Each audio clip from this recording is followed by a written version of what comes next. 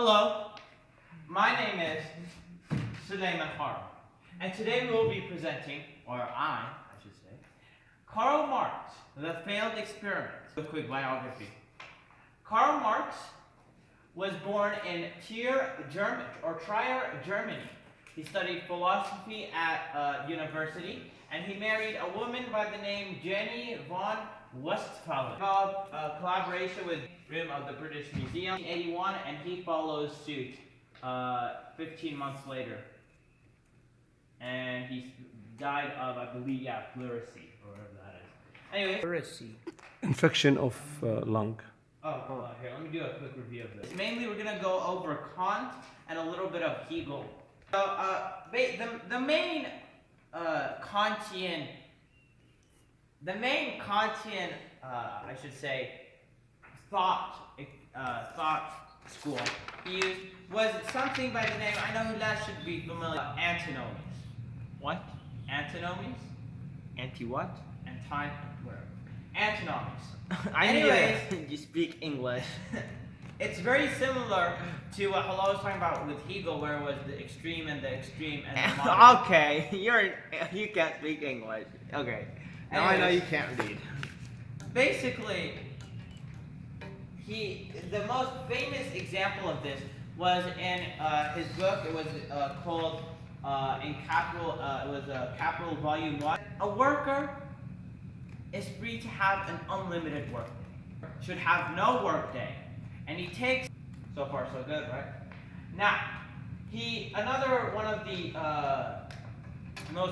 most famous influences was 6 years in Berlin studying philosophy of Hegel, which stated that the only way to understand things is by seeing them as part of an irresistible march of freedom, truth, and reason.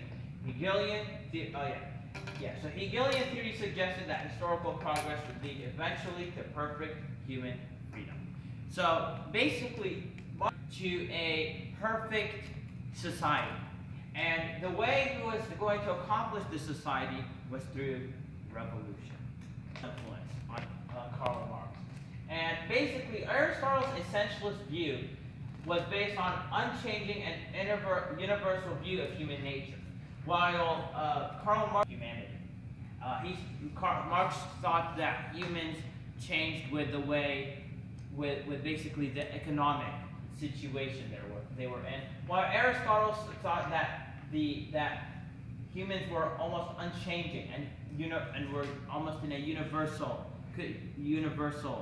So Karl Marx and social thought. So Marxist sociology is the proper name for this, and it's primarily concerned with, but not limited to, the relations between society and economics. More specifically, key concepts in this.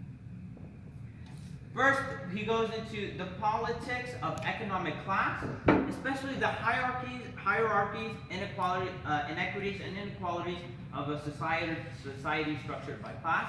He goes more into relationship between culture, social life, and economy, and the connection between critical consciousness and progressive social change. Sheet that I did not print out, but I put it right here so we can talk about it. I want us to go path here is, how does capital control workers? Anyone want to give a start? Anyone at all? Okay, Hilal. Okay.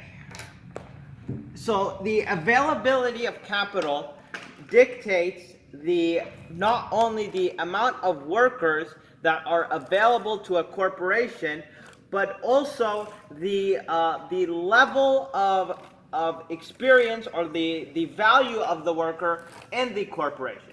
For example, if a corporation, has a limited amount of capital, the structure would somehow resemble one with a CEO and a few high-paid workers, and then a lot of low-paid workers.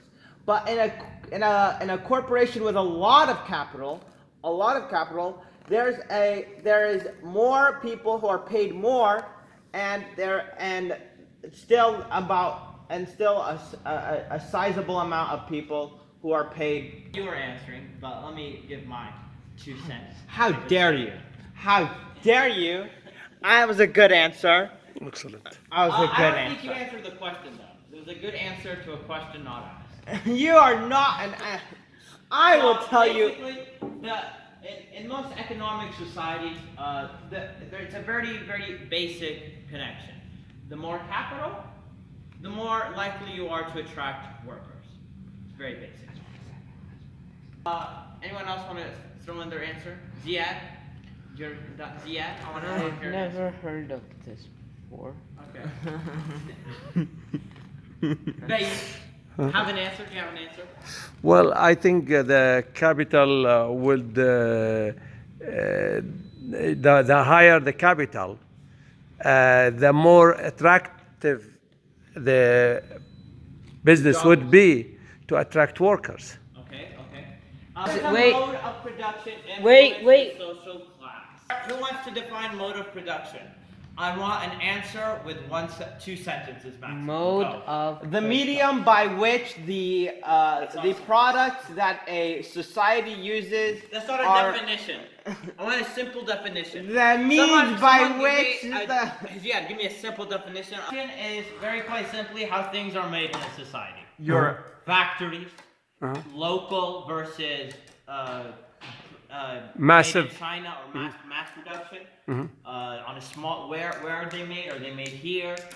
How does a mode of production influence the social class? Basically, the buying people who. I want you to give me an answer. How do economic factors influence, No, yeah.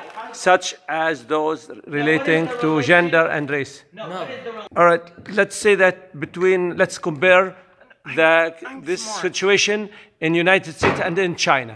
Yeah. Okay. All right, in China being a totalitarian socialistic system, the workers get paid fraction of what they produce, and most of the money goes to the government, and there's a lot of corruption will be surrounding that. In contrast to that, in a state like United States, please this please let me just answer this question. will please. be like this relationship between workers and capitals will be reflected more clearly, where the workers will be rewarded better. And that also will affect their culture by the spendings that they will. is What? a Let's first look at relationship between culture and capital. I hate you. Let's first look at that. What does culture affect? It's about the Amish, who like live and they don't get technology and anything. They're not going to buy a Samsung or an iPhone. So culture affects what people buy. Now let's look at the state. For what the state controls is the state controls sets a minimum wage. That's the capital here. We're going to more treat it in the word of corporation. All right. So state, for example, the state sets a minimum on the capital. You're going to lose workers. That is the main relationship between state, capital, and workers. Now let's look at workers. Very important.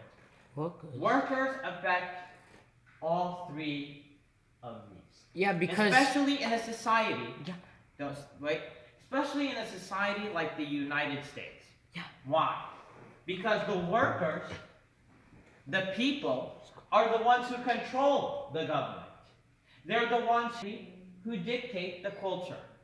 So the workers is the relationship we're looking at here. That's going to come in very important when we go on to the next couple slides, and we talk about what happens when you change factors within these relationships. Okay, now let's go here. This is very important. How do economic factors influence inequalities such as those related Okay, to wait, gender before we start and on that, race? I have a really important question. I thought that was a really smart question. I was going to use it to brag about how smart I am. Thank you, guys. Thank you. Economic factors influence inequalities such as those relating to gender and race. I have a question. I'm going to give you How an many example. genders are... You guys. You're welcome. For example, Asian people. They make lots of money. They do.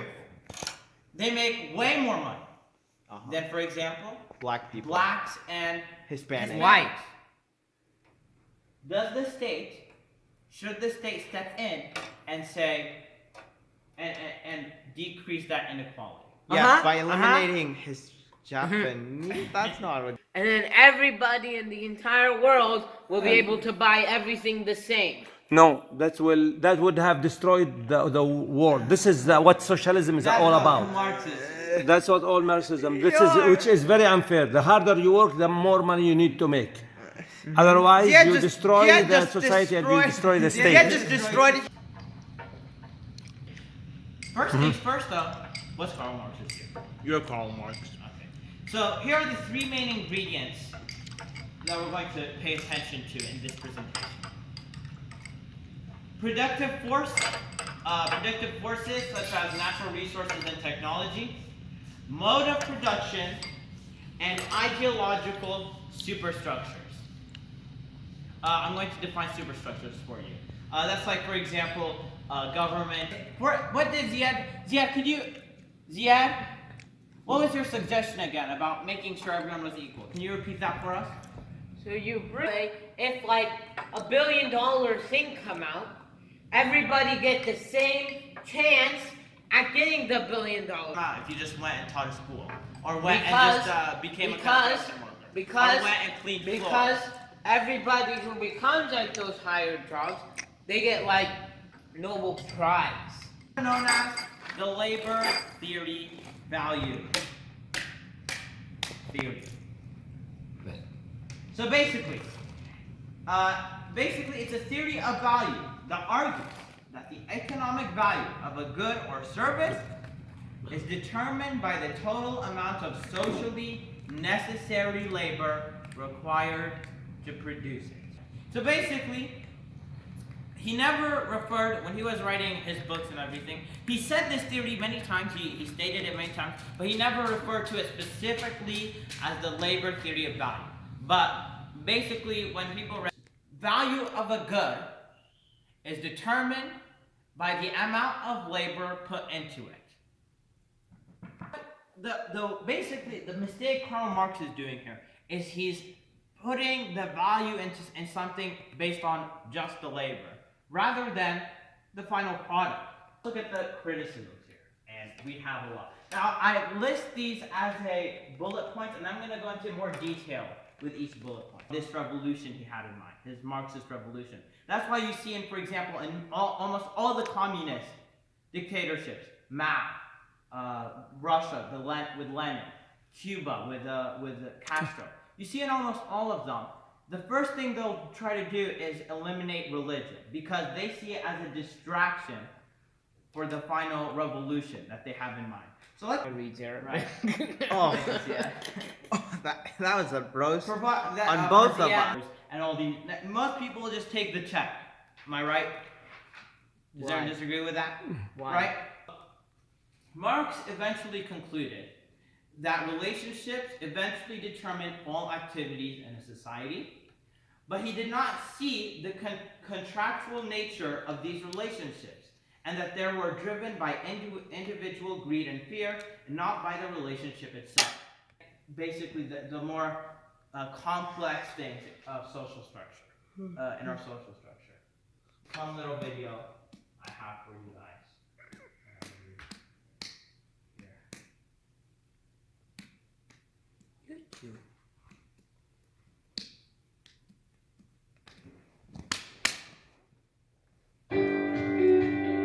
Yes, I do.